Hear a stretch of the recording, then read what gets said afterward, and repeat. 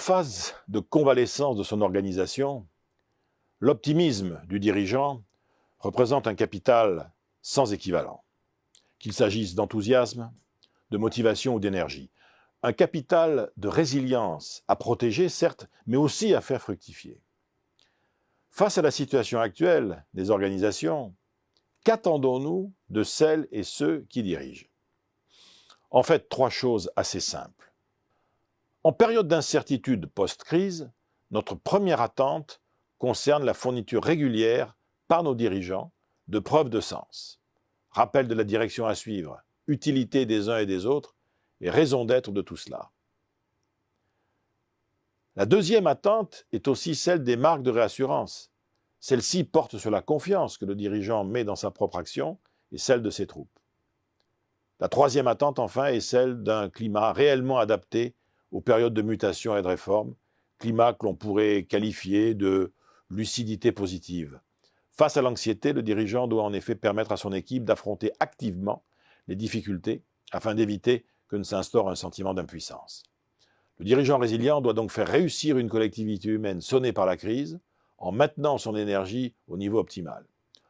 On peut globalement reconnaître un tel dirigeant à travers trois attitudes fondamentales. Premièrement, le dirigeant résilient concentre l'essentiel de son action sur les forces, c'est-à-dire sur le potentiel, les qualités des structures et des personnes.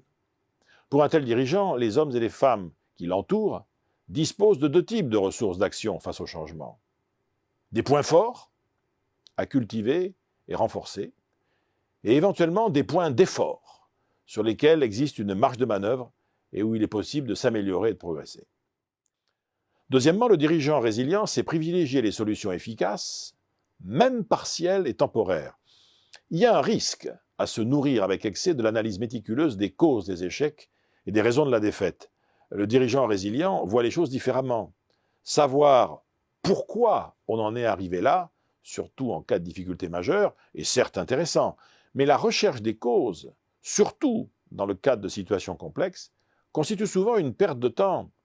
Au pourquoi des analystes, le dirigeant résilient privilégie toujours le comment faire pour, la recherche immédiate de voies alternatives ou d'opportunités nouvelles.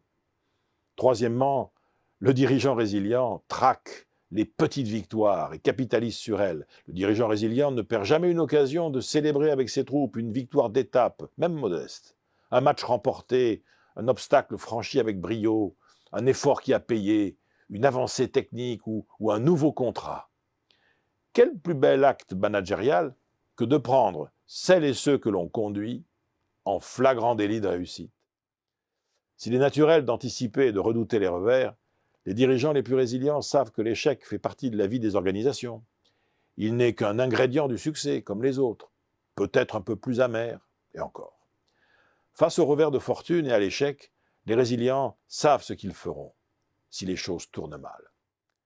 Finalement, est résilient le dirigeant dont on peut dire « Face aux turbulences, nées des épreuves et des difficultés, il ou elle a su nous donner l'envie d'essayer, nous a permis de ne pas tout réussir tout de suite et nous a toujours poussé à recommencer, jusqu'à ce que la partie soit enfin gagnée. »